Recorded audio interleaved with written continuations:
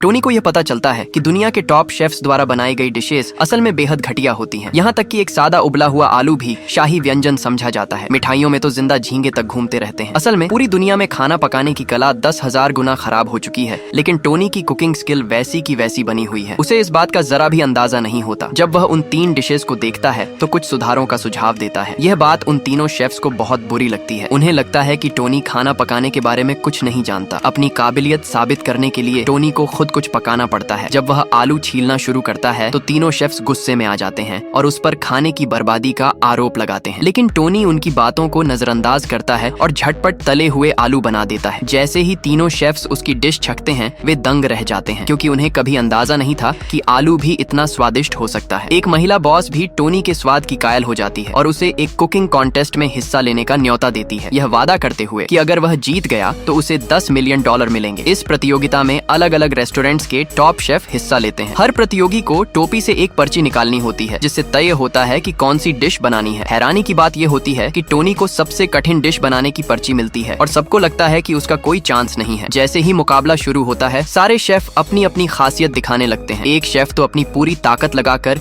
एक विशाल हरे प्याज को घुमाता है। एक महिला शेफ अपनी जबरदस्त जीवन कौशल लाइफ स्किल्स का प्रदर्शन करती है। थोड़ी ही देर में बाकी सभी शेफ्स अपनी डिश पूरी कर लेते हैं, लेकिन टोनी अभी भी चुपचाप काम में लगा होता है। पहले शेफ ने हरे प्याज का सूप बनाया होता है, दूसरे शेफ ने खूबसूरती से सजाया गया टमाटरों का व्यंजन तैयार किया होता है, तीसरे शेफ ने सफेद धुएं से उठते मिर्चों की डिश बनाई होती है। जज लोग तीनों डिश की भरपूर तारीफ करते हैं और किसी एक को विजेता घोषित करना मुश्किल समझते हैं। तभी आखिरी सेकंड में टोनी अपनी डिश तैयार कर लेता है, लेकिन कोई भी विश्वास नहीं करता कि वह अच्छा खाना बना सकता है। फिर एक जज उसके व्यंजन को हथौड़े से तोड़ने की तैयारी करता है। अगले ही पल उस सिरेमिक बर्तन से एक तेज सुनहरी रोशनी निकलती है, जिसे देखकर हर कोई हैरान रह जाता है। वह डिश थी सुनहरी चमकती हुई फ्राइड राइस, जो उस स्तर की थी जिसे दुनिया का कोई भी शेफ नहीं बना सकता। जैसे ही जज उस सुनहरी फ्राइड राइस का स्वाद चखता है वह इतना ज्यादा उत्साहित हो जाता है कि वह